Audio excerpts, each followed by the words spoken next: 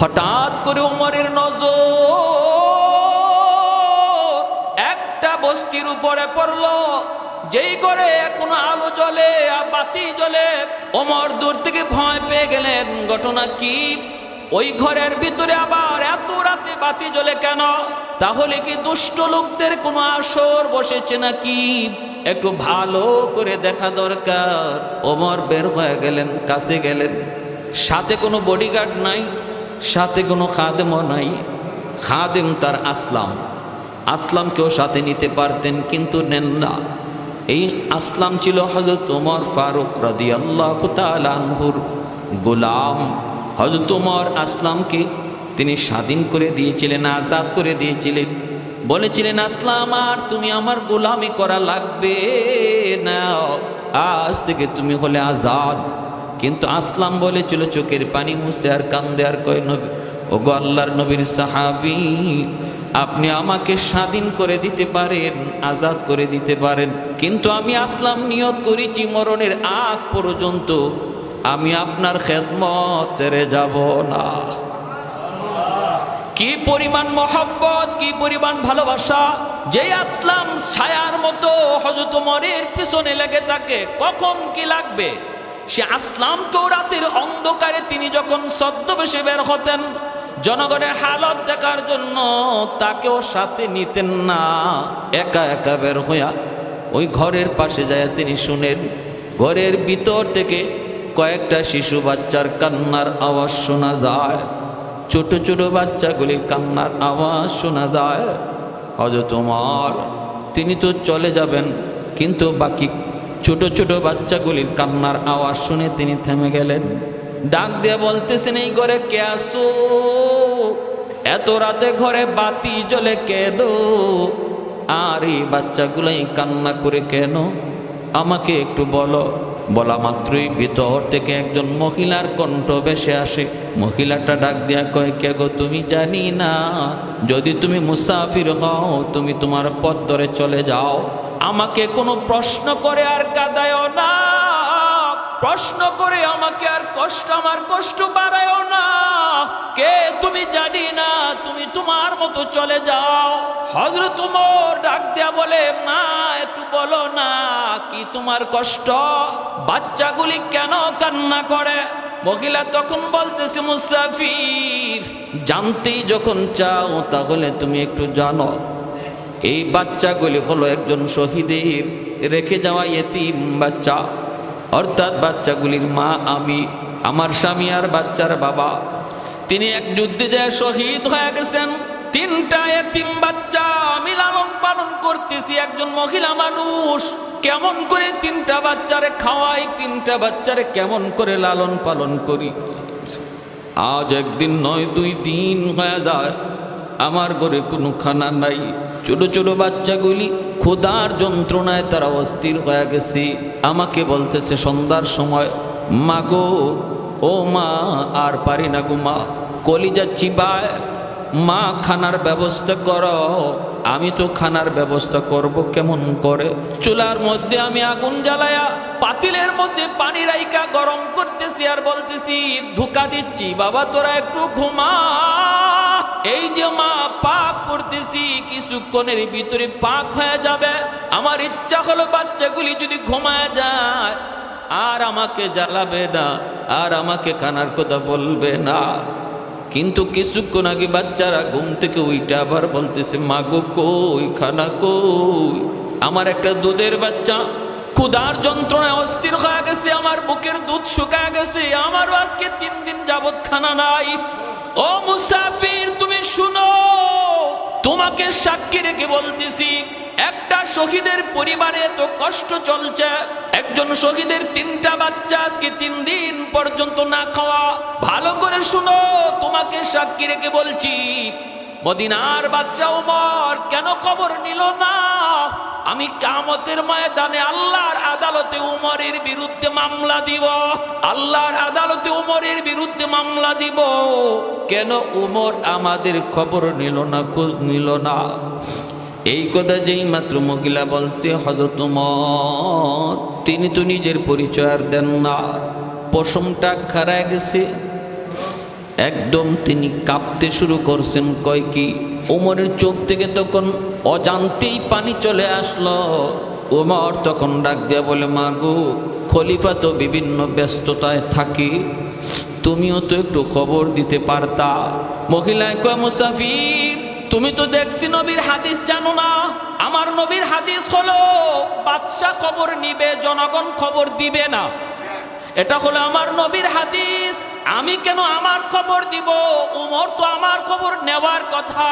এই কথা বলতে উমর আর কথা বাড়াইলেন না, কথার কোনো জবাব দিলেন না। সুজা তিনি মদিনার দিকে দৌড় শুরু করলেন। দৌড়েন, কান্দেন আর দৌড়েন। গভীর রাত, বাইতুল মালের সামনে সেই ডাক শুরু করলেন, তোরা কে কোথায় আছো? তাড়াতাড়ি আসো। ম্যানেজার কোথায়? তাড়াতাড়ি বাইতুল মালের দরজা খোলো। আমি উমর রে তোমরা জাহান্নাম থেকে বাঁচাও, আমার গলায় রশি লাগানো থেকে তোমরা বাঁচাও। মহিলা বলেছে, আমার গলায় গামছা লাগাই আল্লাহর আদালতে ঘুরাবে। এ আমারে যদি বাঁচাইতে চাও তাড়াতাড়ি তোমরা গেট খুলো। সবাই ঘুম থেকে দৌড়ে উঠলো। বাইতুল মালের গেট খোলা হলো। আসলাম দৌড়ে আসলো। আমিরুল মুমিনিন, কি হয়েছে আসলাম? কথা বলবি না? তাড়াতাড়ি তোমরা আমার মাথায় খাদ্যের একটা বস্তা উঠায় দাও। আমার মাথায় তোমরা খাবারের একটা বস্তা উঠায় দাও। আর ওমর বলতেছেন, আসলাম রে, তুই দ্রুত করে পাকানো কিছু রুটি আর গোশত নিয়ে হাজির হ। ও আসলাম কয়, আমিরুল মুমিনিন, আমার কান্দে দেন, আমি কান্দে লইয়া যাই। ওমর কয়, না না আসলাম, তোর কাঁদে না, কারণ রশিটা লাগবে আমি উমরের গলায়, বস্তাটাও উঠবে আমি উমরের মাথায়। যদি উমরের গলায় রশি লাগানো থেকে বাঁচাইতে চাও, বস্তা তোমার মাথায় নয়, আমি উমরের মাথায় উঠায় দাও। এই বইলা হযরত উমর তিনি বস্তা মাথায় নিয়ে, আটার বস্তা মাথায় নিয়ে দৌড় শুরু করলেন। আসলাম পিছনে পিছনে কিছু রুটি আর গোশত নিয়ে দৌড়। হযরত উমর এই দরজার পাশে আইসাই তিনি বলতেছেন, মাগো, ও মা, এই যে কিছু খানা আছে, এই খানাটা আপনার বাচ্চাদেরকে দেন। আর ওই যে দেখেন আটার বস্তা আমি রেখে গিয়েছি, পরবর্তীতে আপনি খানা খাওয়ান। আমি গেলাম। এই বইলা হযরত উমর যখন দরজার বাহিরে আসতেছেন, মহিলা বাচ্চাগুলা তাকায় তাকায় দেখতেছে মুসাফির। বাচ্চাগুলি কয়, মা গো, মানুষ তো মনে হয় না। মা কয়, বাবা, তোমাদের কান্নার আওয়াজে মনে হয় আল্লাহ ফেরেশতা পাঠাইছে রে বাবা, মনে হয় আল্লাহ ফেরেশতা পাঠাইয়া দিছে। দরজার বাহিরে গেলেন, চোখ থেকে দর দর করে পানি পড়ে ওমর তখনও কান্দেন। এইদিকে ফজরের আজানের টাইম হয়ে গেল।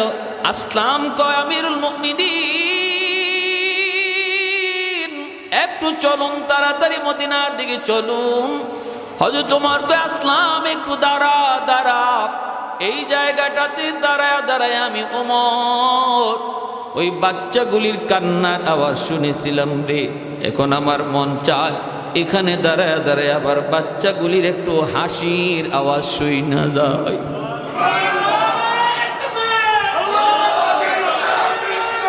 এখানে দাঁড়ায় আমি ওই শহীদের বাচ্চাগুলির কান্নার আওয়াজ শুনেছিলাম। এখন আমার মন চায় আমার এই দুঃখ দেওয়া মনটারে একটু শান্ত দেই, বাচ্চাগুলির একটু হাসির আওয়াজ শুই না, আনন্দের আওয়াজ একটু শুই না। বাচ্চাগুলি মার হাতে রুটিটা খায় আর আনন্দ করে হাসি করে। যেই মাত্র আনন্দের আওয়াজটা ওমরের কানে আসলো, সাথে সাথে মালিকের দরবারে শুকরিয়া আদায় করে সেজদায় পড়ে যান আর কান্দেন, মালিক, এত বড় দায়িত্ব ওমরের কাঁধে তুমি কেন দিছো?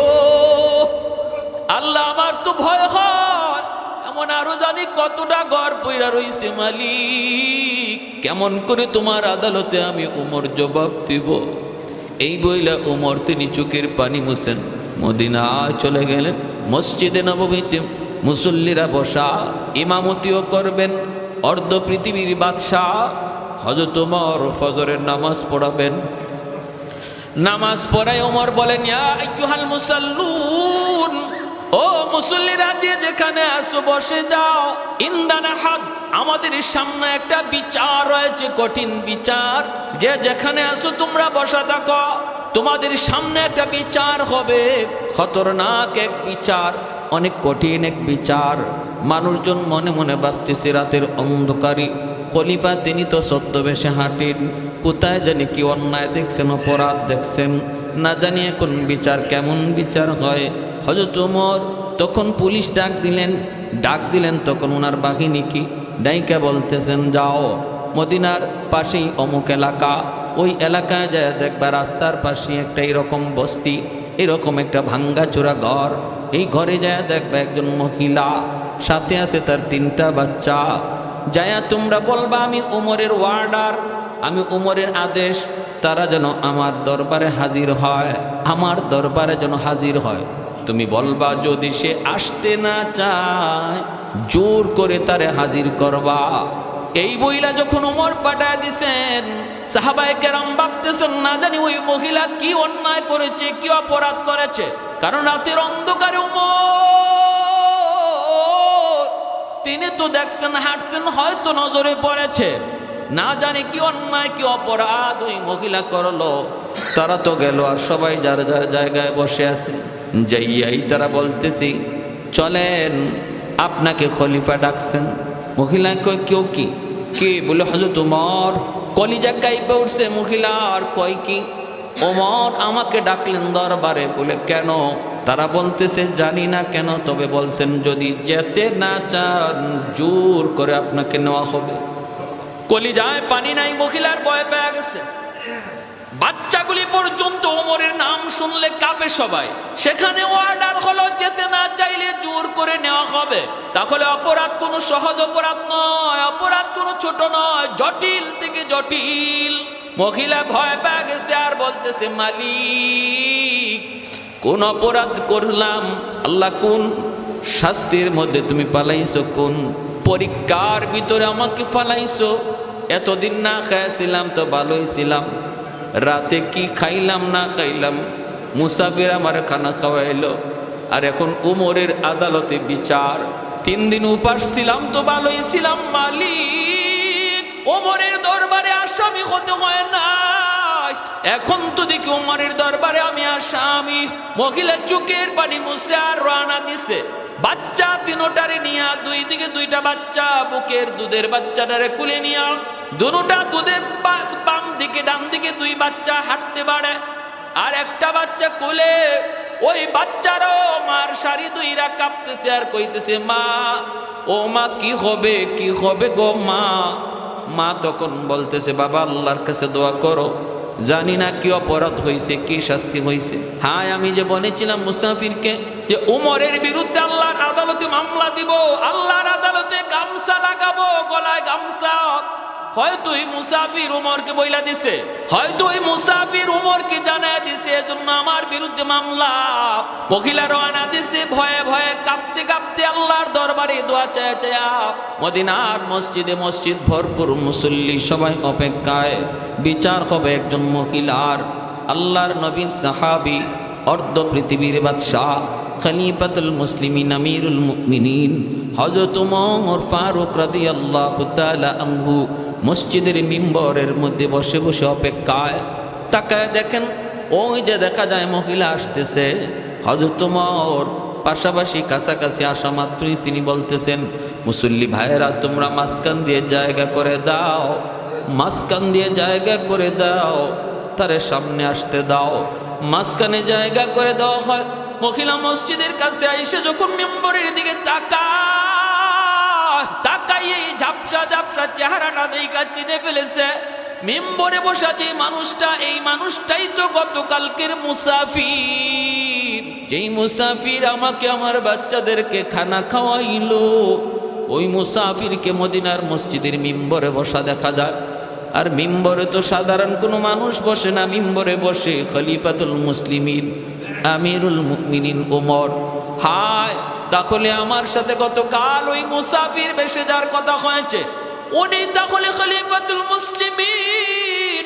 হায় রে, আমি তার এত বড় কথা কইছি, আল্লাহর আদালতে তার গলায় গামছা লাগাবো, না জানি কি বিচার হয়, না জানি কি বিচার হয়। কাপ শুরু হয়ে গেছে মহিলার শরীরে, বাচ্চাগুলি মাকে জড়ায় ধরছে, বাচ্চারাও ভয়ে কাঁপতেছে। সামনের দিকে আগায়, কাছাকাছি যাওয়া মাত্র হযরত ওমর পাশেই তিনি একটা বসার জায়গায় মহিলাকে বলেন, মা তুমি বসো। ওই জায়গায় বসায়া ওমরের চোখ থেকে দর দর দর দর করে পানি ঝরে, চোখের পানি মুছেন।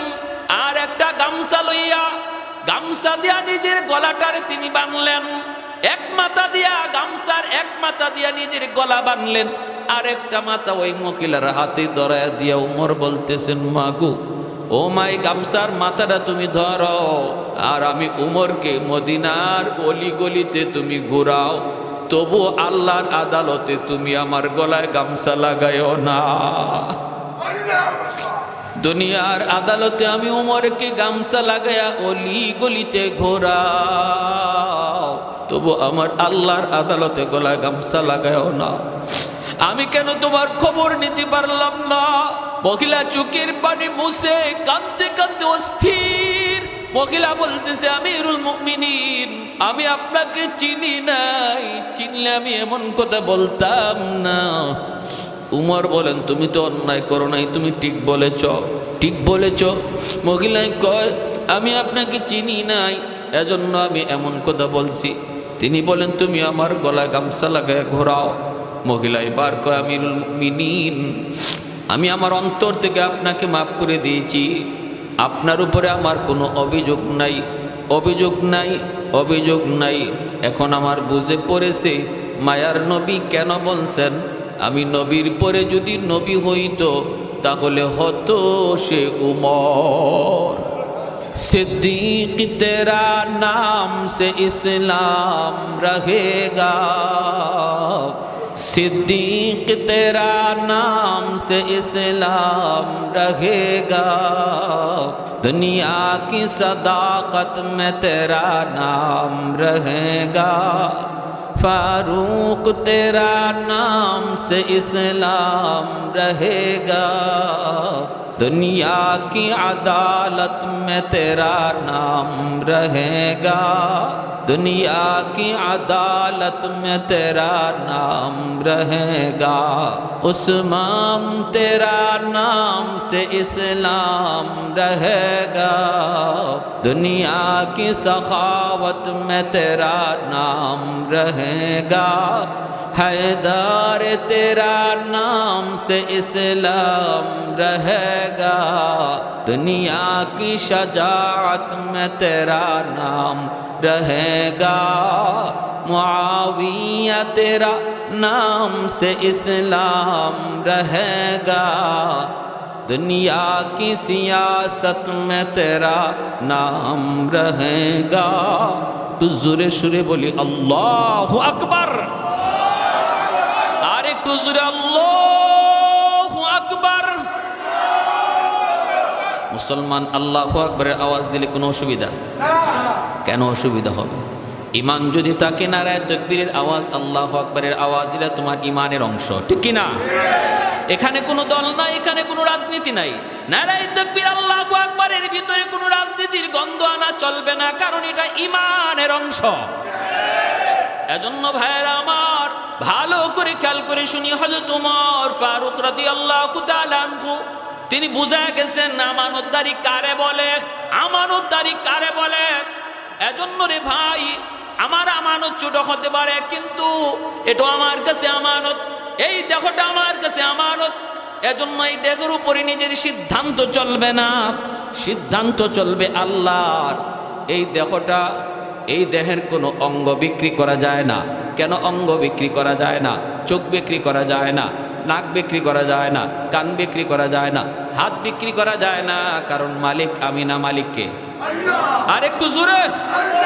নিজে নিজের জান নেওয়া যায় না, এই কথা বলার সুযোগ নাই। আমার জান আমি নিব, অসুবিধা কি? কোনো সুযোগ নাই, কারণ জানের মালিককে আল্লাহ আমার কাছে আমানত। এজন্য আত্মহত্যা করা, সুইসাইড করা হারাম।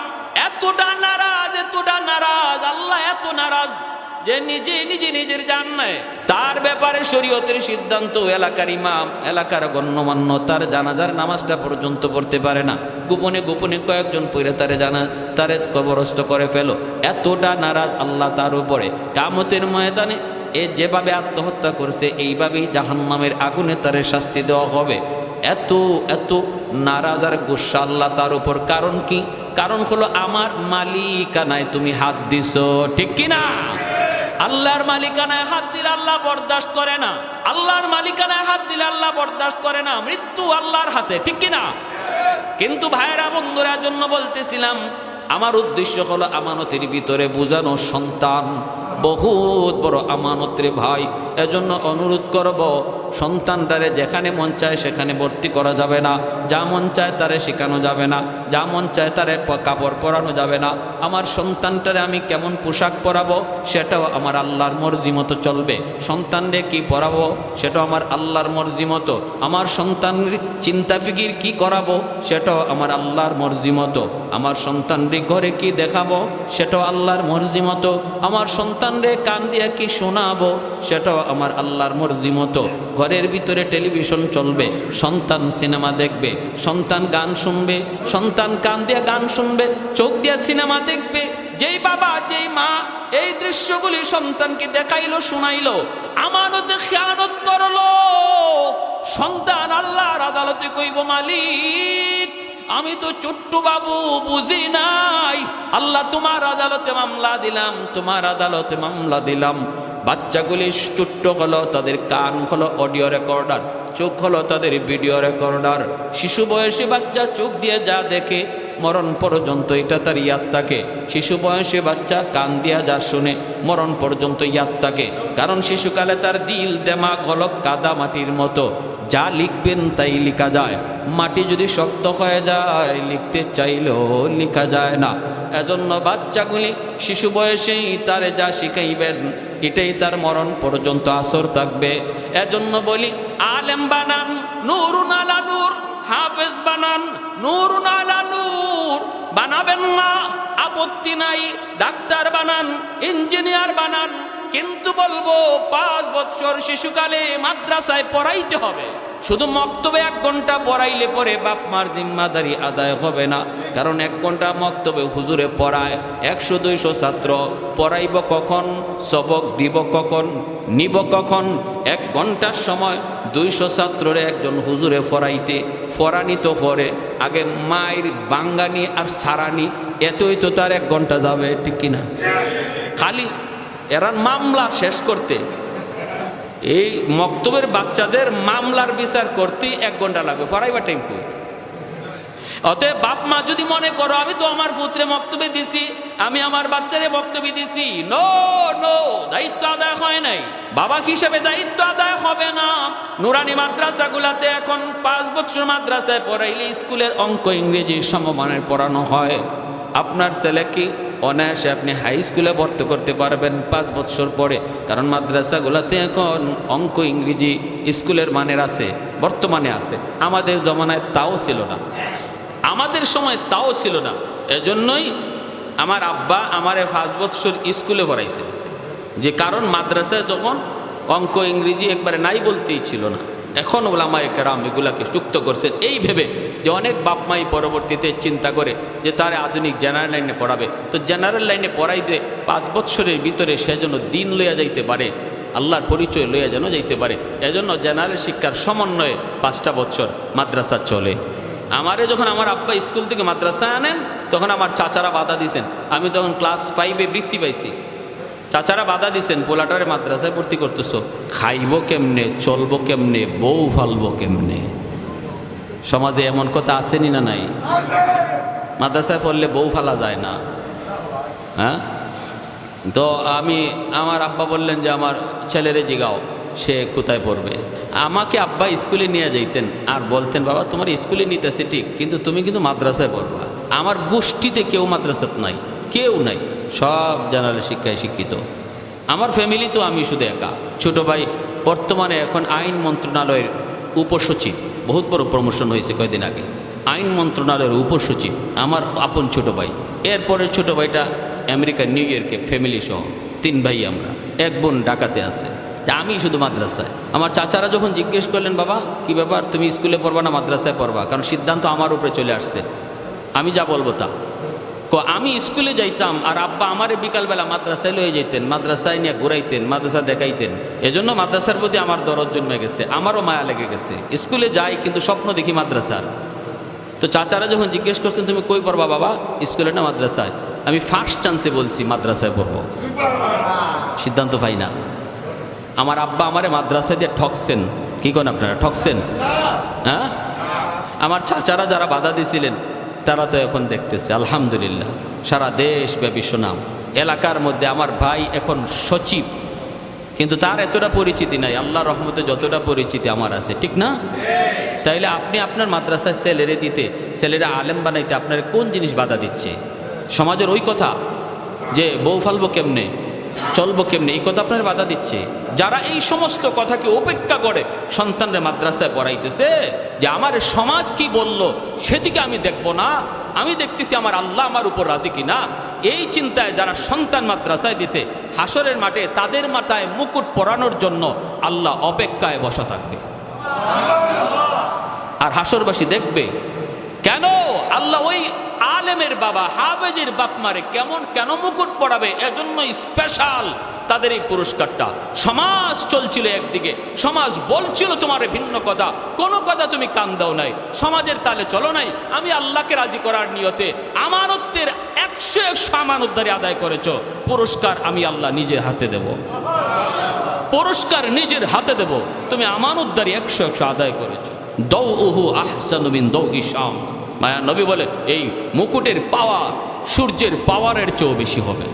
সুবহানাল্লাহ। প্যারে হাজিরিন, অতএব কেউ মন ছোট করব না, মন খারাপ করব না, বরং মনে সাহস রাখবো, আর সন্তানকে হাফেজ আলেম বানানোর জন্য পাক্কা ইরাদা করো। কারা কারা নিয়ত আছে একটু হাত তুলে আল্লাহরে দেখান।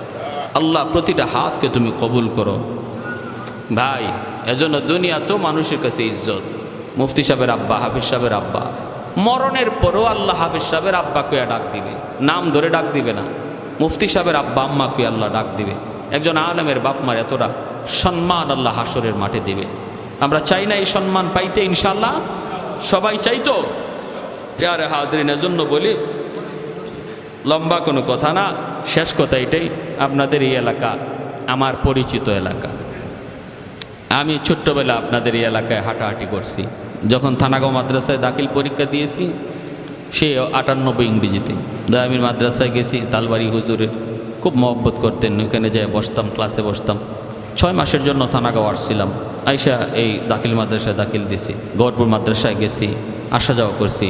এই হিসাবে এই মহব্বতের খাতিরেই শুধু আসা, নতুবা ব্যস্ততা অনেক বেশি, খুব কঠিন ব্যস্ততার ভিতরে পড়ে গেছি।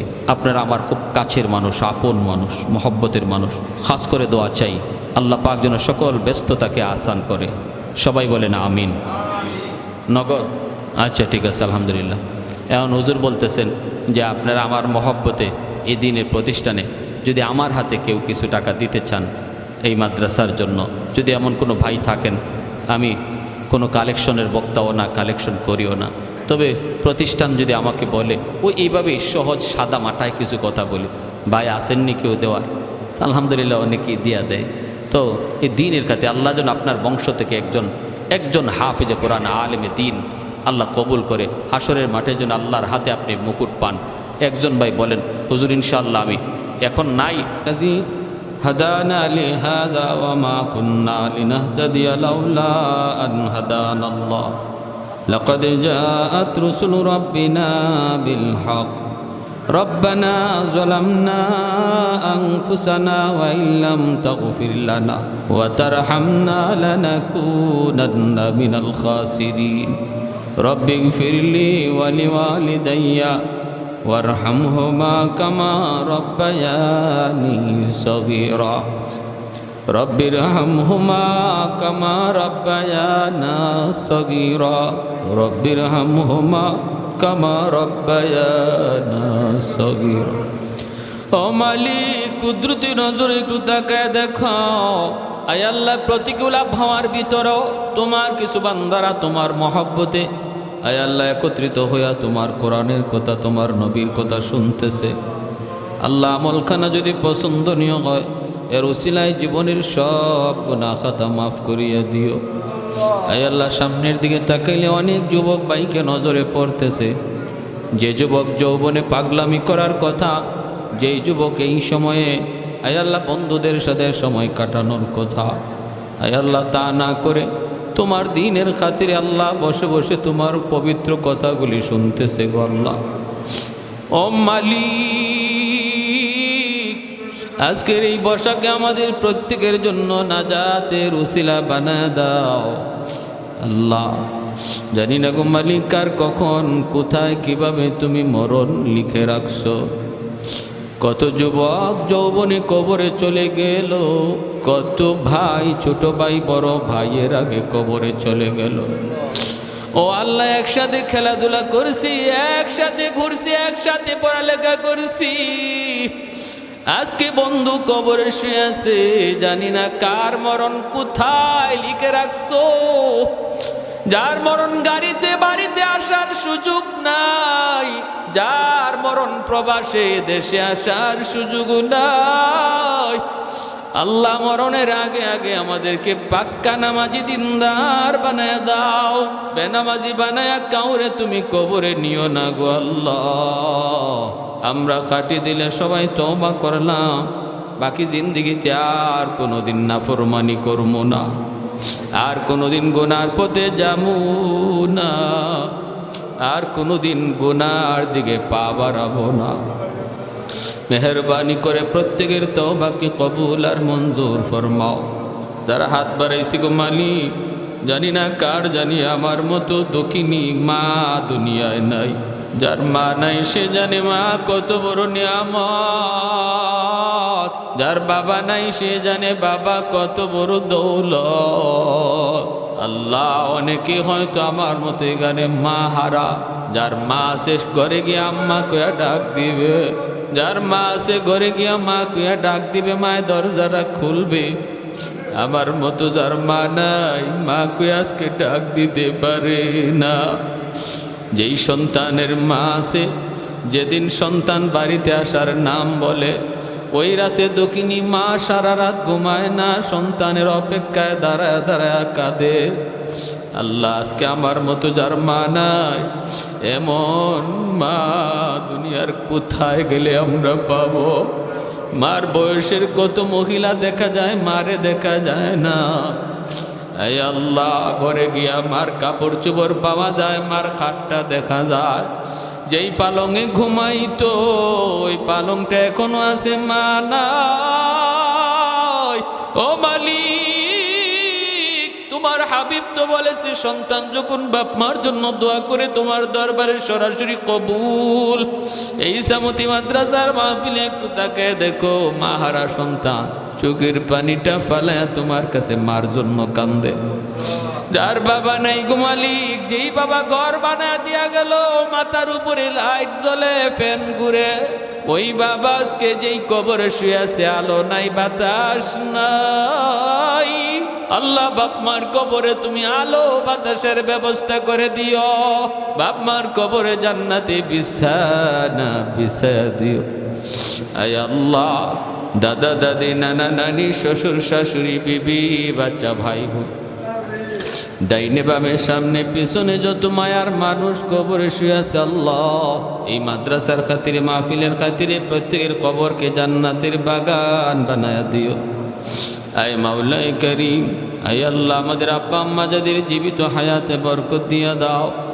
আল্লাহ, বিবি বাচ্চার হায়াতে বরকত দাও। আমাদের সন্তানগুলিকে নেককার দিনদার নামাজি সন্তান বানাও, সন্তানগুলিকে কোরআনের হাফেজ বানাও, আলেমে দ্বীন বানাও। ইসামতি এলাকার প্রতিটা ঘরে ঘরে কোরআনের হাফেজ কবুল করে নাও। আয় আল্লাহ, প্রতিটা ঘরে আলেমে দ্বীন কবুল করে নাও। আমার ইসামতি এলাকার যত প্রবাসী ভাইয়েরা প্রবাসে থাকে, আল্লাহ, প্রবাসে থাকা যে কতটা কষ্টের যারা আছে তারা জানে, কেউ জানে না। আল্লাহ, সর্বদা দিলটা দেশের বাড়িতে পড়ে থাকে, দেহটা প্রবাসে থাকে। আয় আল্লাহ, আয় আল্লাহ, আনসারউদ্দিন ভাই উমরায় গেছে, মা হারায় গেছে, মা সন্তানরে খুঁজে পাইতেছে না। আল্লাহ তুমি সন্ধান দিয়া দাও। আয় আল্লাহ, প্রবাসী ভাইদের রুজি রোজগারে বরকত দাও, তাদেরকে তোমার হুকুম আকাম সঠিক মতো পালন করার তৌফিক দাও। আয় আল্লাহ, পাক্কা নামাজি দিনদার বানাও, অন্তর থেকে লোভ লালসা হিংসা বিদ্বেষ দূর করে দাও, পরস্পরে মিল মহব্বত ভালোবাসা বাড়ায় দাও। আয় আল্লাহ, আয় আল্লাহ, যারা অসুস্থ আছে সুস্থ করে দাও, যারা সাহায্য সহযোগিতা করতেছেন করবেন, আল্লাহ প্রত্যেকের সহযোগিতাকে নাজাতের উসিলা বানায় দাও। যে যে নিয়তে দান করতেছেন আল্লাহ প্রত্যেকের দিলের নেক নিয়তকে কবুল করো, মঞ্জুর করো। যার যত সমস্যা আছে আল্লাহ কুদরতিভাবে তুমি সমাধান করে দাও। আল্লাহ দেশে বহুত বড় একটা ঘূর্ণিঝড় চলতেছে মালিক, জানি সব কিছু তোমার ইশারায় হয়। আমাদের গুনার কারণে আল্লাহ তুমি এত নারাজ হইও না গো মাওলা, আমাদের উপর ইমানি পরীক্ষা দিও না, আমরা ইমানদার বড় দুর্বল। আয় আল্লাহ, এই বিপদ থেকে গোটা জাতির হেফাজত করো। আয় আল্লাহ, ছোট ছোট বাচ্চাগুলির খাতিরে তুমি আসমানি জমিনের গজব থেকে বাঁচাইও। আয় মাওলাই করিম, আয় আল্লাহ, আমার যুবক ভাইদেরকে পাক্কা নামাজি দিনদার বানায় দাও, মা বোনদেরকে মাফ ফরমাও, আমাদের আজকের এই বসাকে কবুল ফরমাও, মাদ্রাসার ছাত্র উস্তাদকে কবুল করে নাও। আল্লাহ, ছোটো ছোটো বাচ্চাগুলি, আয় আল্লাহ, এই বাচ্চাগুলি যেই বয়সে মার কুলে ঘুমায়, বাবার কুলে ঘুমায়, এই বাচ্চাগুলি বাপ মা সাইরা তোমার কোরআনের মহব্বতে, আয় আল্লাহ, এই মাদ্রাসা আইসা গভীর রাতে ঘুম থেকে উঠে নিজের খানা নিজে খায়, নিজের বিছানা নিজে বিছায়, মার কলিজাটা রাতের বেলা কাঁদে, খাইতে বসলে মা খাইতে পারে না, সন্তানের কথা ইয়াদ করে, বাবা ঘুমাইতে গেলে ঘুমাইতে পারে না, সন্তানের কথা ইয়াদ করে। আমার সন্তানটা জানি মাদ্রাসায় এখনও ঘুমাইছে কিনা, এখনও খাইছে কিনা। আল্লাহ, তুমি ওই সকল বাপ মার মনের আশা পূরণ করে দাও। আল্লাহ, তাদের সন্তানগুলিকে তুমি দ্বীনের জন্য কবুল করে নাও। আয় আল্লাহ, দ্বীনের জন্য কবুল করে নাও। আয় আল্লাহ, এলাকার সমস্ত মানুষকে তুমি আনসার বানাও। আয় আল্লাহ, আনসার বানাও। আয় আল্লাহ, ছাত্রদেরকে মুহাজির বানাও। আয় মাওলাই করিম, উস্তাদদেরকে ইখলাসের সাথে খেদমত করার তৌফিক দাও। আমার উস্তাদ ভাইদের সকল হাজত গাইবে খাজানা থেকে পুরা করে দাও। ওয়াসাল্লাল্লাহু তাআলা আলা খাইরি খালকিহি মুহাম্মদ ওয়া আলা আলিহি ওয়া আসহাবিহি আজমাইন। আমিন বিরহমাতিকা ইয়া আরহামার রাহিমিন।